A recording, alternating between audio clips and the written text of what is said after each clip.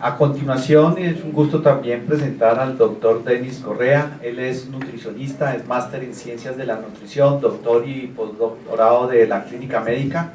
Es especialista en redacción científica y coordinador del Laboratorio de Genómica Nutricional de la Universidad de Campinas en Brasil. El doctor Denis Correa nos va a hablar del control del hambre mediada por nutrientes. Doctor Denis Correa, el público es suyo. Muy amable, muchas gracias.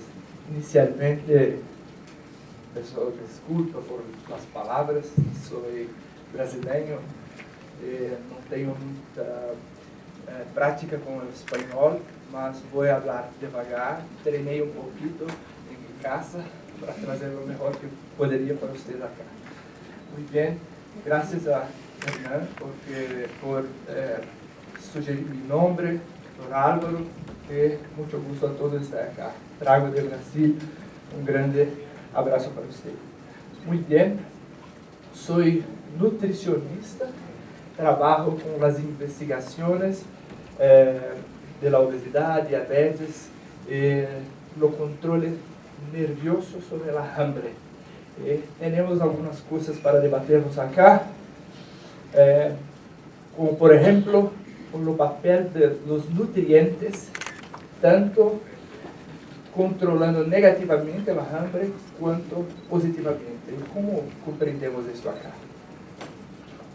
Inicialmente, la pérdida de la función, la pérdida de los controles sobre la hambre, determinado por los nutrientes. Pero, ¿cuál nutriente? ¿Será que tenemos alguna mirada? Entonces, quase com uma brincadeira de crianças, temos acá um título que mostro para vocês: I can get no hypothalamic satisfaction. Eu perdi o controle hipotalâmico de minha satisfação sobre a alimentação. O que temos a mostrar sobre isso? Trabalhamos com o hipotálamo. O hipotálamo es un órgano muy difícil de accesar en los humanos porque está en el centro del cerebro y en la base. Obviamente trabajamos con los ratones y acredito que no sea diferente acá, pero en Brasil, si conseguires un deputado, un senador, me manden para los laboratorios para infundir las sustancias para poder estudiar esto directamente en humanos. Está acá o hipotálamo y es muy importante comprendernos sobre la fisiología de control de la hambre. En 3-4 minutos explico toda esa historia para ustedes. Acá es los mapas de los cerebros de ratones y podemos ver acá hipotálamo, acá es tercero ventrículo y acá es una representación real de cortes histológicos del hipotálamo. Esta es toda la región controladora de la hambre. Tenemos acá entonces 3 principales regiones. La base del hipotálamo, que se llama núcleo arqueado, donde tenemos muchos neurones mixtos, capaces de reconocer sinales que vienen de la periferia, informando la presencia de nutrientes o la ausencia de nutrientes. Llamamos esto acá de neurones espaciales. ¿Por qué? Porque nos dan la percepción sobre nuestro estado de hambre. Por ejemplo, quando você abre, está com um pouco de hambre, abre a geladeira, o freezer, mira, cerra sem pegar nada. Tu reconoces que está com hambre, pero não tem a potência ainda. Neste momento, temos estes neurônios sendo ativados. Por quê? Porque nossos níveis de glicose están bajos, acompañando eso, la insulina está baja y la ausencia de insulina es lo señal para iniciarmos nuestra percepción sobre la hambre. Entonces, en desayuno, por ejemplo, tenemos la ausencia de insulina, é capaz de sinalizar para cá esta percepção.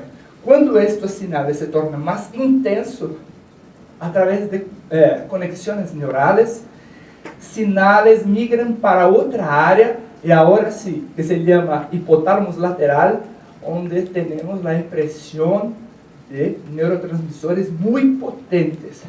Por exemplo, orexina. Quando a orexina é produzida, temos a certeza sobre nossa hambre.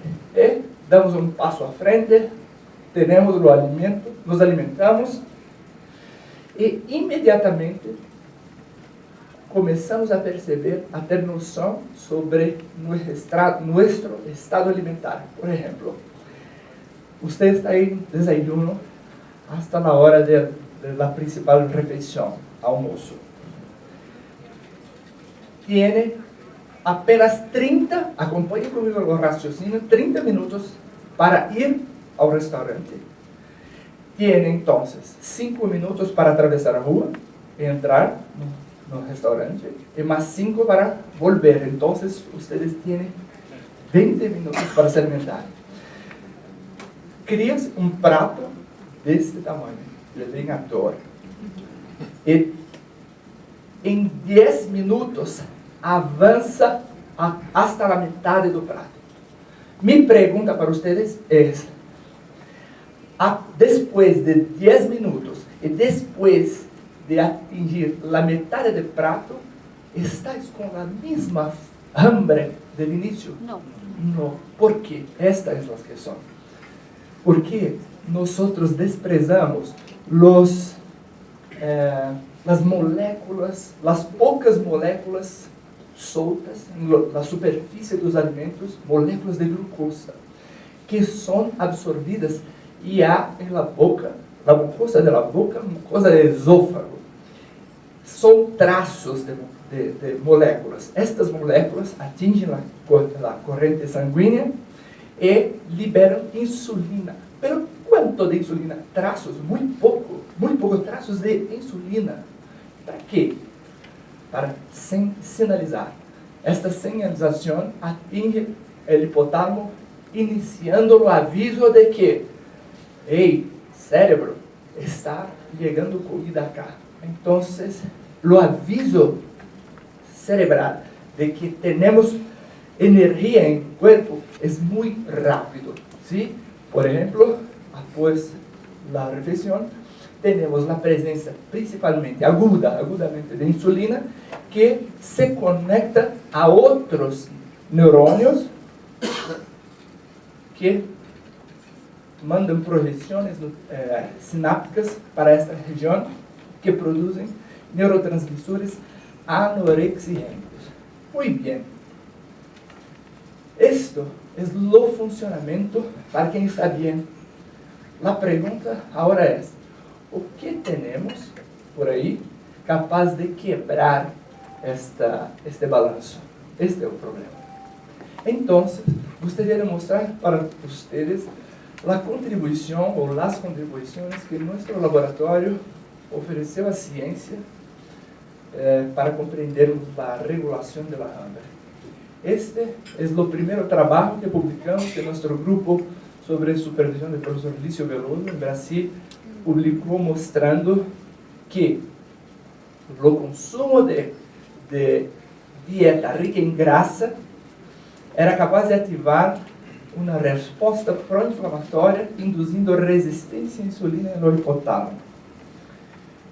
Neste experimento, separamos 2 grupos de ratones, alimentamos um grupo com dieta normocalórica e outro grupo com dieta hipercalórica, pero hiperlipídica.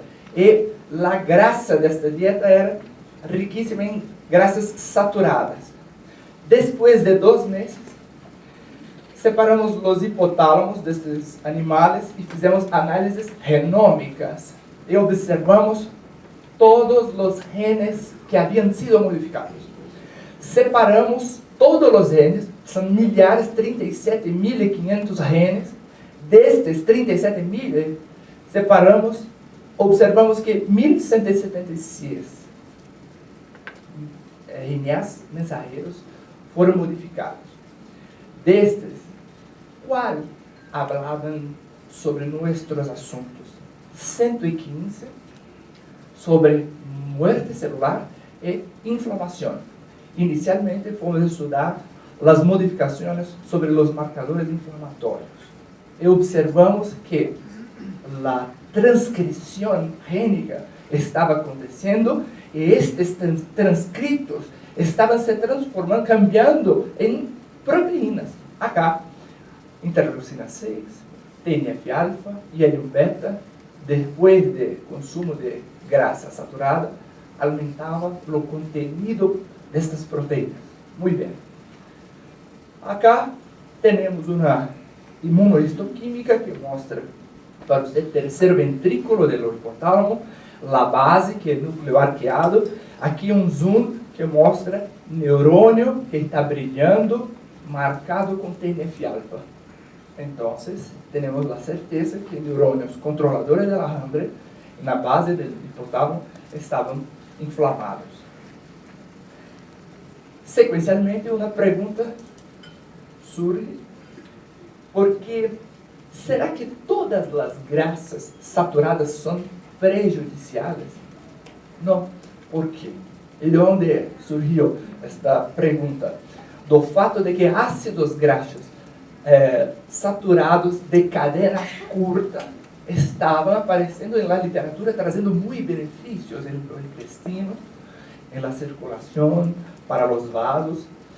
Então, uma colega separou e purificou cada tipo específico de ácido graxo. Implantou uma cânula metálica em hipotálamo de los animais e por esta cânula infundiu purificadamente cada tipo de ácido graxo para que pudéssemos compreender o papel específico. Depois, entendemos que algumas grasas saturadas são capazes de disparar um processo inflamatório através do receptor do sistema imune Toll-like receptor. E um trabalho anterior mostrou, acá, publicado por nosso grupo também, que ratones modificados geneticamente, com este receptor modificado, este receptor ele é mal formado. Então, temos o receptor, que tem uma tortuosidade, mas está em la membrana. Quando a grasa se acopla de forma irregular. Então, a potência inflamatória disparada por este receptor era diminuta. Curiosamente, os animais mutados e que consumiram à vontade as grasas saturadas não engordaram. Esta é a prova de que este receptor tem uma participação muito importante no desenvolvimento da patogênese da obesidade. Então, dando sequência acá, já mostro o resultado. Uma outra observação interessante sobre o papel deste receptor, agora sim, em humanos, é essa. Temos um ambulatório de diabetes tipo 2 e separamos os bons respondedores de los malos respondedores. Os bons respondedores estavam apenas sob controle com a dieta e a atividade física.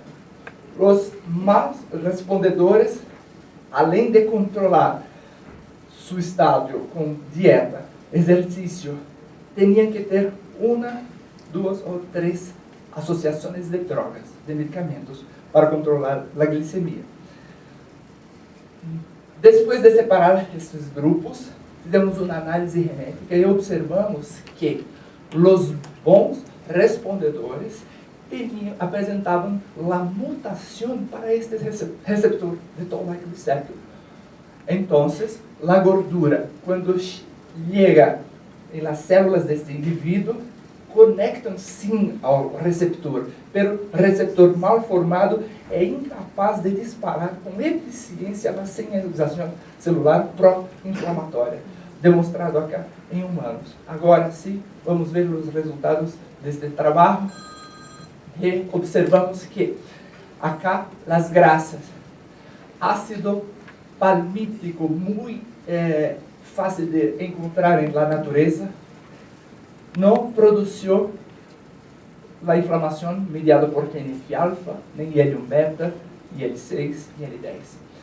Agora, ácido esteárico aumentou muitas vezes a expressão de contenido proteico de TNF-alfa, IL-1 beta e outras proteínas, e ácido araquídico também.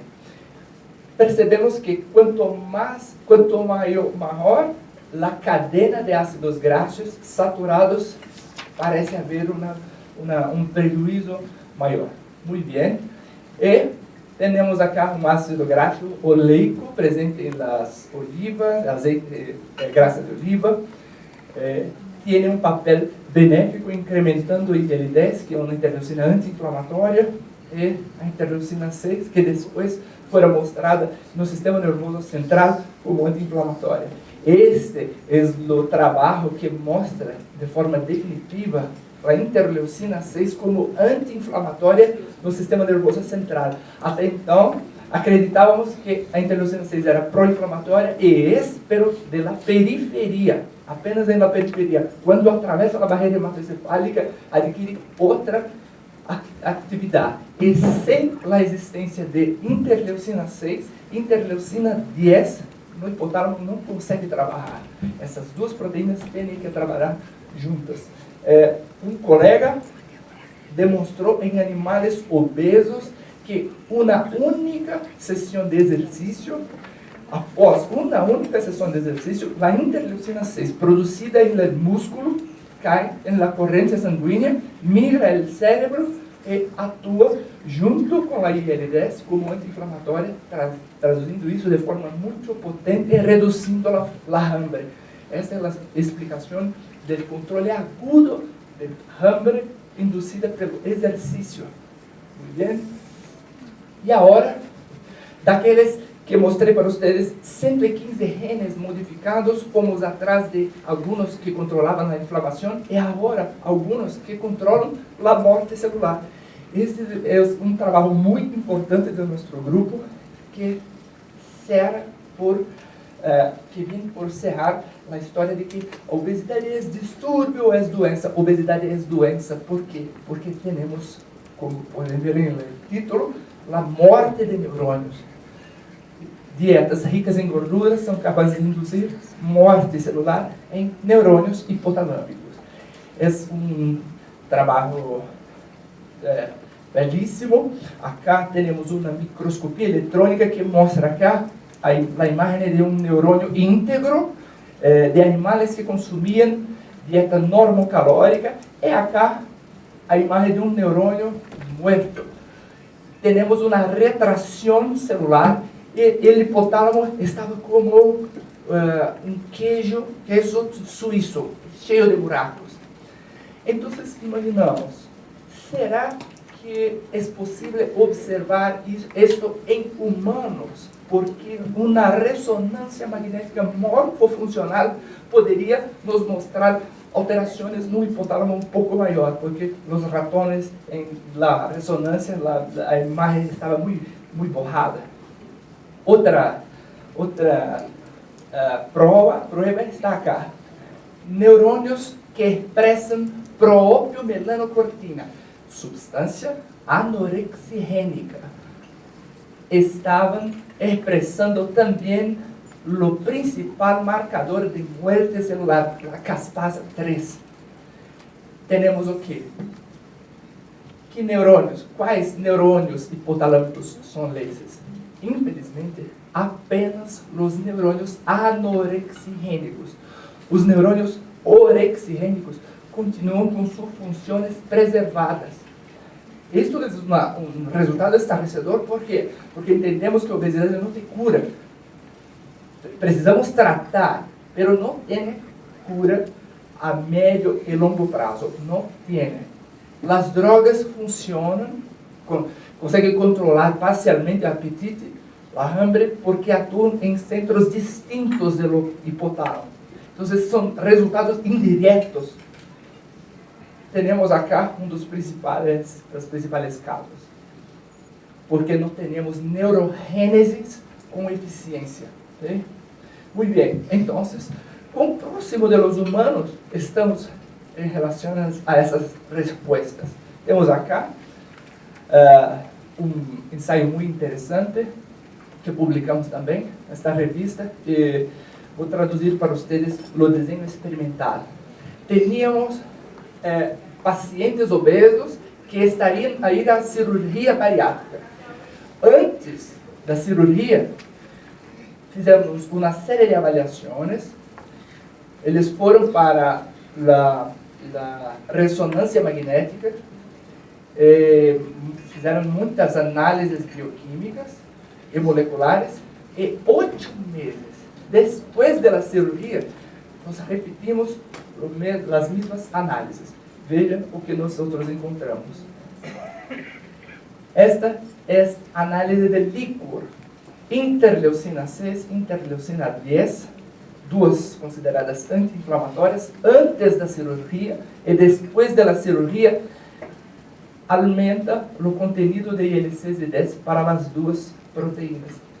Entendam, o líquor é a substância mais próxima do sistema nervoso central que consigo ter. Não temos material para estudar isso por enquanto. Esta é uma evidência. Acá temos uma imagem, pero quero explicar depois desta acá.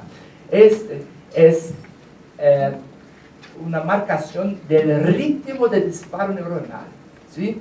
Quando a pessoa entra na máquina, na ressonância magnética, a linha prieta, temos indivíduos magros, eutróficos.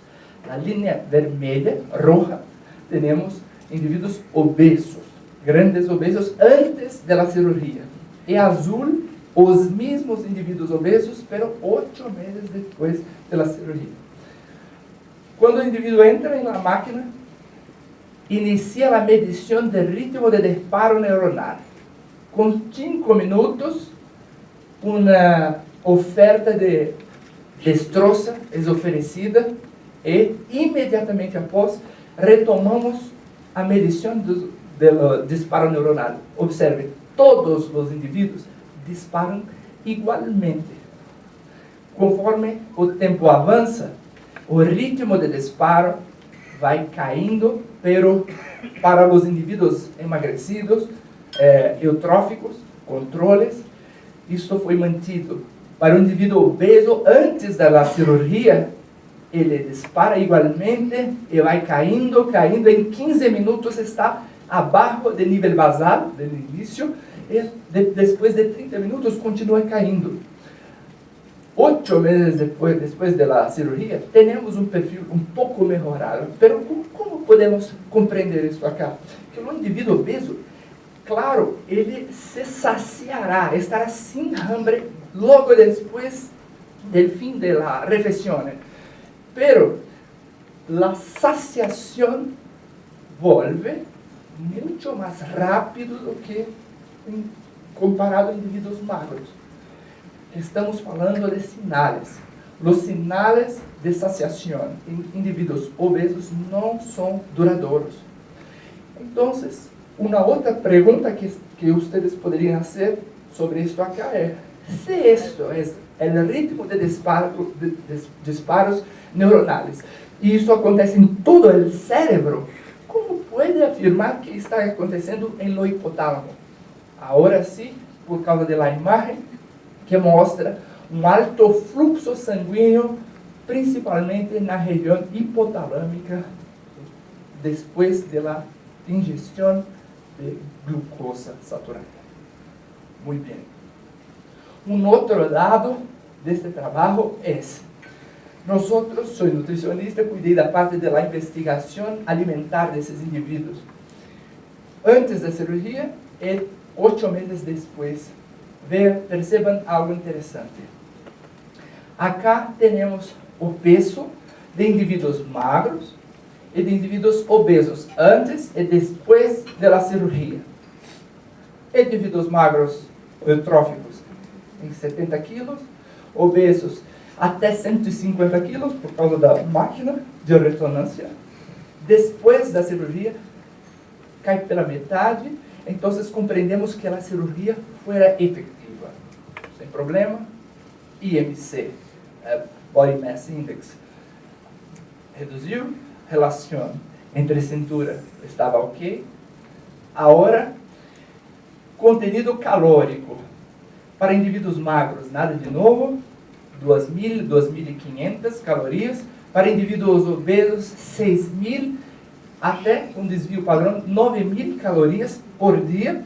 Depois da cirurgia, temos um consumo aproximado de 800 a 900 calorias. Tudo bem? Agora, acá, quando separamos em gramas de carboidratos, proteínas e lipídios, é claro que depois da cirurgia sempre irá cair, diminuir o conteúdo de nutrientes, mas quando observamos acá conteúdo em quilocalorias percentuais, observamos uma coisa duvidosa, que temos tanto antes quanto depois, de 50% a 60% de carboidratos, de 15% a 20% de proteína, e de 30 a 35, 40% de lipídios. Qual é a diferença da recomendação? Por que este dado específico trouxe suspeita para o nosso laboratório? Porque, assim como estou apresentando para vocês esta linha de raciocínio, trabalhamos em nosso laboratório com a ideia de que as graxas saturadas em excesso são as indutoras de processo de perda de controle sobre a hambre. Um ano antes deste estudo, havia saído em New England Journal of Medicine um trabalho que mostrava que o problema não era um nutriente específico, e sim todos os nutrientes, o excedente calórico total. Quando encontro este resultado, chamo a meu chefe e falo: New England Journal estava correto. Ele falou: será? Vamos investigar qual tipo de lípidos estavam cá. E observamos isto. Antes e depois da cirurgia, o conteúdo de graxas saturadas estava em 60%. Sabes qual é a recomendação? Entre 7 e 10% de graxas saturadas. Monoinsaturadas, a recomendação é 60%. Acá estava em 20%. Polissaturados, recomendação em 30% de todo o conteúdo das graxas. Então, mesmo depois da cirurgia bariátrica, mesmo consumindo uma quantidade muito pequena de alimentos, esta quantidade está desequilibrada, em balanço. A substância perniciosa está presente ainda mesmo depois da cirurgia bariátrica.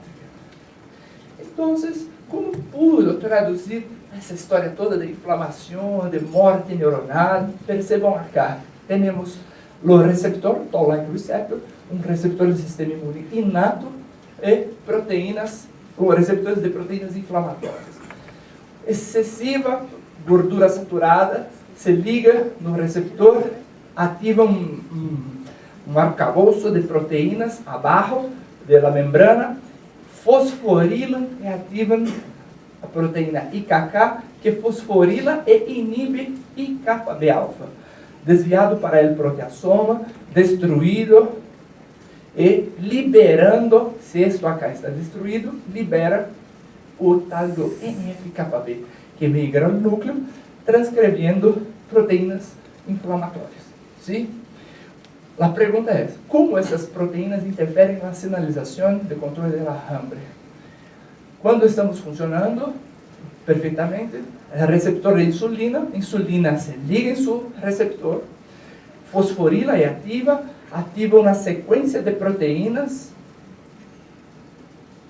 hasta a ativação da principal proteína da insulina, da via AKT. A AKT, em diversos tecidos, em cada tecido tem uma função específica, pero no cérebro, no hipotálamo, su principal función es el control de la fome, de la hambre. Proteínas inflamatorias interfieren en puntos específicos de fosforilación de esta vía y acaban con esta sinalización. De la misma forma, receptor de leptina, tenemos acá, leptina se liga en su receptor y abajo activa proteína JAK2, que intensifica a sinalización de la insulina, por un lado, por otro lado, activa STAT3, una proteína que es un factor de transcripción, migra al núcleo y transcribe ¿quién? Propio melanocortina. Entonces, tenemos una hormona poderosa en transcribir lo principal neurotransmisor anorexigénico. Da mesma forma, proteínas inflamatórias bloqueiam esta fosforilação e temos acá a resistência à transdução da sinalização de insulina e leptina. Muito bem. Como o indivíduo continua se alimentando demais, outras proteínas da base desses receptores continuam sendo ativadas e desviam uma parte de sua sinalização, não apenas para a inflamação, mas agora para a apoptose, ativando a caspase 8, que manda um sinal para a caspase 3 e inicia a degradação do núcleo. Se esta sinalização continua, temos uma intensificação que passa por dentro da mitocôndria, abre poros acá por onde sai citocromo, ativa na PAF, ativa caspase 9, caspase 3 novamente, e agora temos, por fim, a morte neuronal. ¿Sí? Esta é a ideia que eu queria trazer para vocês, onde temos, não podemos ser, em Brasil, temos uma piada com isso que se chama gordurofóbicos. Não podemos ter fobia por gordura. Onde está o problema? O problema está em excesso de grasas saturadas, porque precisamos de grasas saturadas. Acreditamos que, infelizmente, com a morte neuronal, não temos como muitas opções de tratamento. A indústria farmacêutica está por detrás de substâncias capazes de induzir a neurogênese. Temos neurogênese, mas ela não é pontual. Se fosse pontual, provavelmente reverteríamos esse processo. Hoje, tracei um cenário trágico, mas amanhã de manhã, prometo trazer um cenário com propostas nutricionais, sinalização com tratamento, incluindo alimentos presentes em Colômbia. É uma aula que montei com muito gosto para vocês. Este é um livro que explica todas essas sinalizações de forma muito macia, porque compreendemos que a genética causa um pouco de preocupação, muito difícil. Acá, mi e-mail, muitas graças.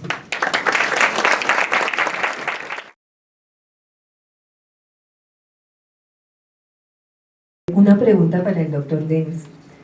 Cuando ustedes hicieron el estudio con resonancia nuclear magnética, usted habló de una carga de glucosa. ¿Esa carga fue parenteral o fue oral? Oral.